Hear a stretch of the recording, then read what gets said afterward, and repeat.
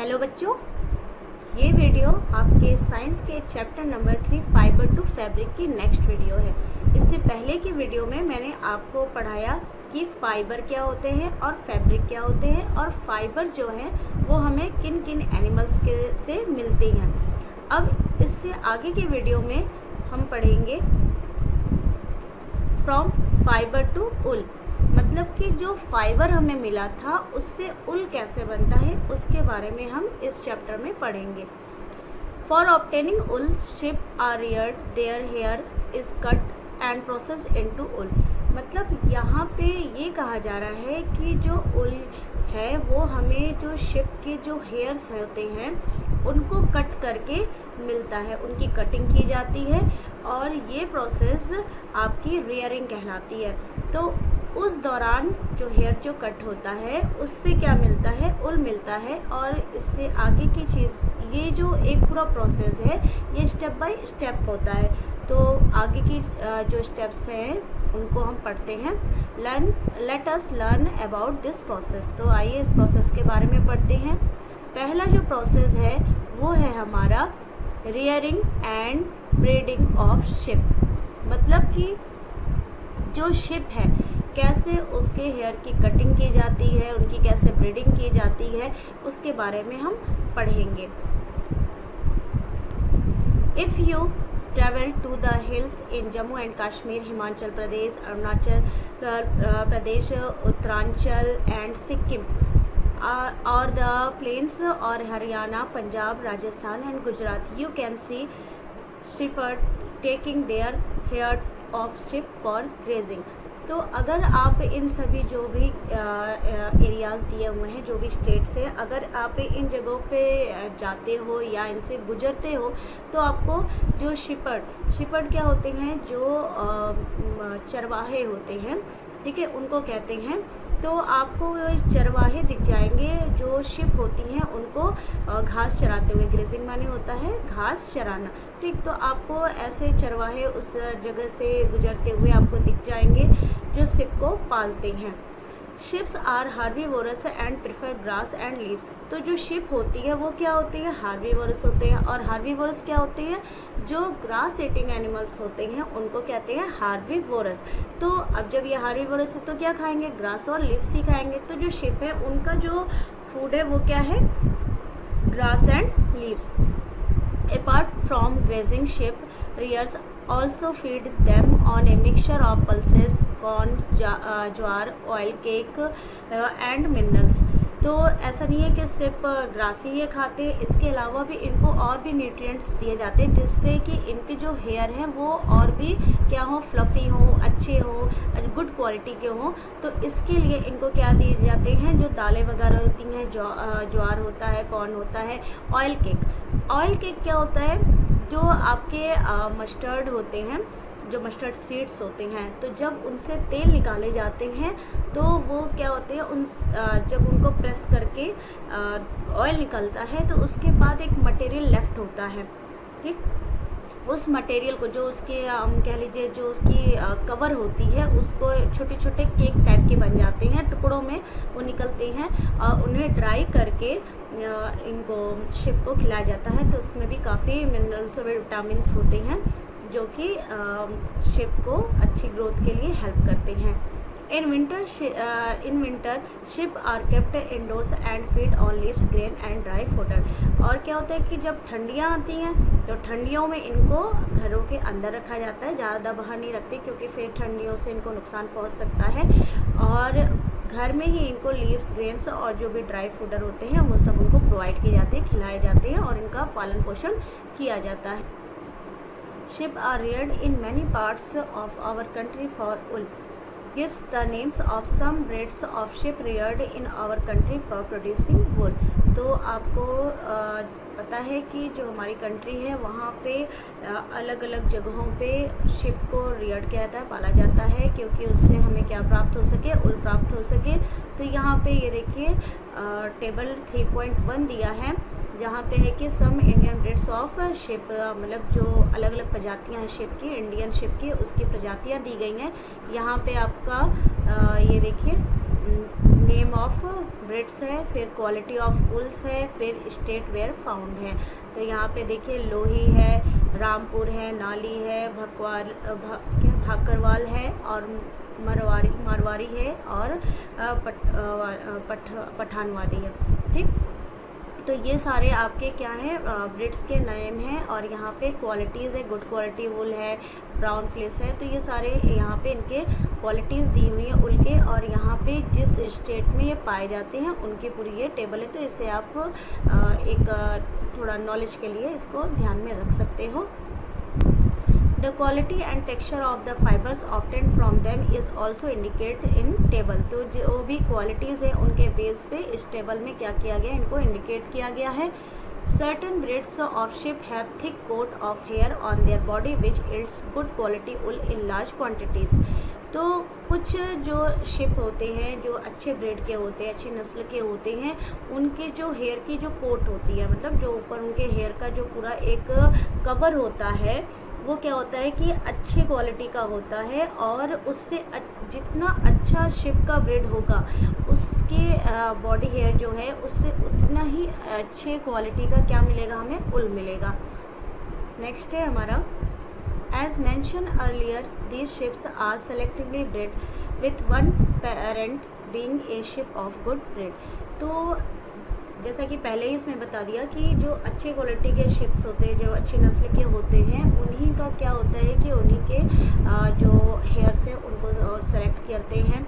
और जो अच्छे ब्रीड के जो शिप होते हैं तो क्या करते, जैसे दो अच्छे क्वालिटी के ब्रीड हैं, मतलब कि प्रजातियां हैं, अच्छी हैं, तो उनको क्या करते हैं, मेट कराते हैं। उसके बाद जो शिप बनता है उसके उल जो है, जो हेयर हैं, वो और भी ज़्यादा क्या होते हैं, अच्छे होते हैं। तो इस तरह से रिसर्च चलती रहती है कि क्वालिटी को कैसे डेवलप किया जाए, मतलब जो उल की क्वालिटी है उसको कैसे डेवलप किया जाए। तो अच्छे अच्छे प्रजाति के, जैसे आप वेजिटेबल देखते हो ना कि जैसे पोटैटो है, ओनियन है, तो उनकी प्रजाति को क्या किया था और डेवलप किया जाता है कि और अच्छे क्वालिटी के पोटैटो हो, अच्छे क्वालिटी के ओनियन हो। तो उसी तरह से जो आपके शिप हैं, इनके भी जो हेयर्स हैं, जो फ्लीस हैं, उनको क्या किया जाता है कि डेवलप किया जाता है कि अच्छे सॉफ्ट और लॉन्ग थ्रेड वाले जो फाइबर्स है वो पैदा हों। ठीक,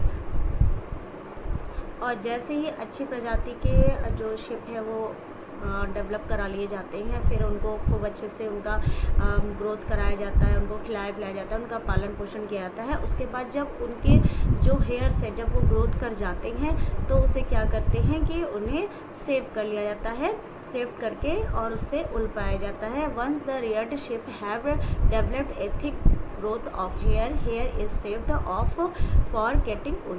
तो उनके वही हेयर्स को क्या कहते हैं कि हटा लिया जाता है और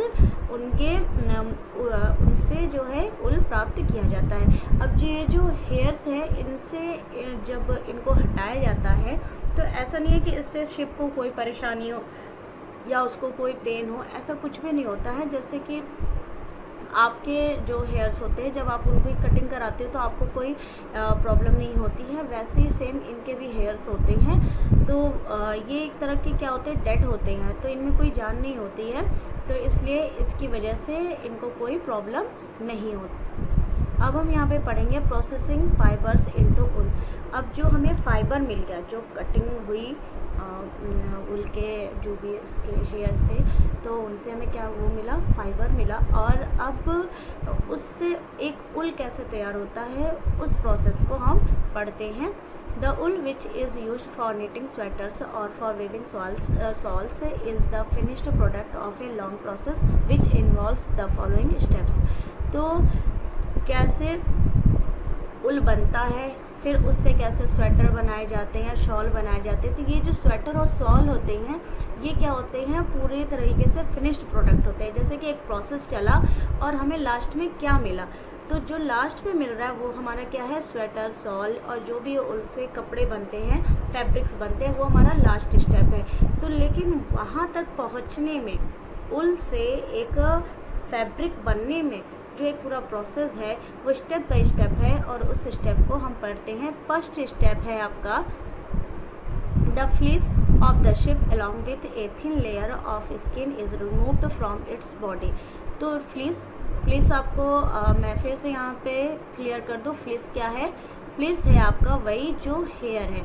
तो जो एनिमल की यानी शिप की जो बॉडी हेयर्स होते हैं उसको हम क्या कहते हैं? फ्लीस कहते हैं। तो इसे ध्यान रखिएगा कि व्हाट इज़ फ्लीस। ठीक है, ये क्वेश्चन भी आ सकता है कि व्हाट इज़ फ्लीस। तो जो हेयर रिमूव किए जा रहे हैं बॉडी से शिप के वो कहलाते हैं फ्लीस। तो ये जो हेयर हैं इनको जब रिमूव किया जाता है तो इनकी इसके बाद जो शिप की एक पतली स्किन की लेयर रह जाती है उसके पास से इसको हटा लिया जाता है, क्योंकि उस लेयर तक शिप को कोई भी परेशानी नहीं होती है और वो जो स्किन होती है वो डेड स्किन होती है। ठीक, तो this process is called sharing. तो अब यहाँ पे एक और आपका क्वेश्चन आता है कि व्हाट इज़ शेयरिंग। तो शेयरिंग के लिए आप लिख सकते हो कि जो फ्लीस जो शिप के हेयर्स हैं उनको जो रिमूव किया जाता है बॉडी से वो प्रोसेस कहलाता है आपका शेयरिंग।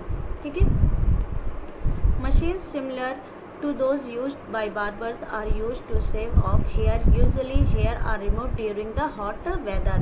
तो अब जो मशीन होती है उससे क्या किया जाता है, जो आपने देखा होगा कि बार्बर सब थोड़ा अच्छे टेक्नोलॉजी के जो हेयर रिमूविंग आपके मशीन्स होते हैं उनका यूज़ करते हैं। तो उसी टाइप के ही शिप के लिए भी आते हैं, मशीन्स आते हैं जिनके द्वारा क्या होता है उनके हेयर्स को रिमूव कर लिया जाता है easily. Hair are remove during the hot weather. अब वेदर में ही क्यों इनका हेयर रिमूव किया जाता है? क्यों किया जाता है? क्योंकि मैंने आपको पहले भी बताया था फर्स्ट वीडियो में कि जो हेयर है वो शिप को क्या करता है? गर्म रखता है विंटर सीज़न में। ठीक, तो अगर हमने विंटर सीज़न में उसके बालों को हटा दिया तो फिर तो शिप मर जाएगा, ठंड से उसको नुकसान पहुंचेगा। तो उसको नुकसान ना पहुंचे और हमारा काम भी हो जाए तो इसलिए क्या किया जाता है कि जो हेयर होता है उसको हम कब हटाते हैं? During hot season. ठीक, this enables sheep to survive without their protective coat for hair. वही बात है कि बिना अगर उसकी जो हेयर की कोट है उसके बिना भी वो सर्वाइव कर सके, इसलिए हॉट सीज़न में ही क्या किया जाता है? इनके हेयर्स को रिमूव किया जाता है। The hair provide woollen fibres. अब इन्हीं हेयर से हमें क्या मिलेगा? फाइबर्स मिलेगा।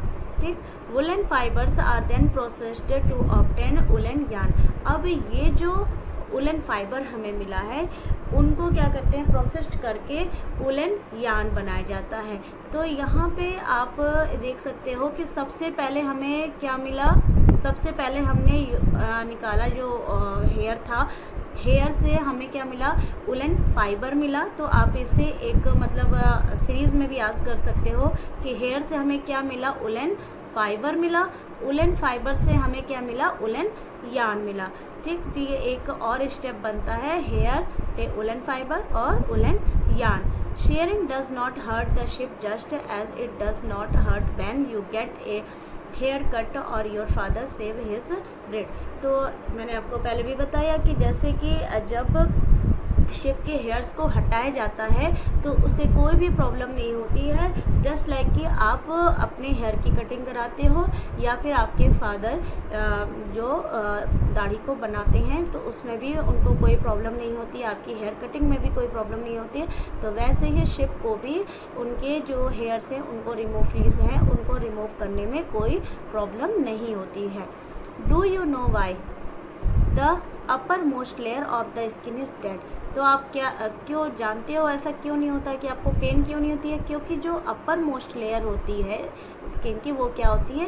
डेड होती है। अगर उसमें जान होता, अगर उसमें ब्लड सर्कुलेशन होता तो ऑफ कोर्स आपको भी पेन होता और शिप को भी होता। तो चूँकि वो डेड है इसलिए उसको कोई भी हर्ट नहीं होता है, या हम भी हेयर कटिंग कराते हैं तो कोई हमें भी पेन नहीं होता है।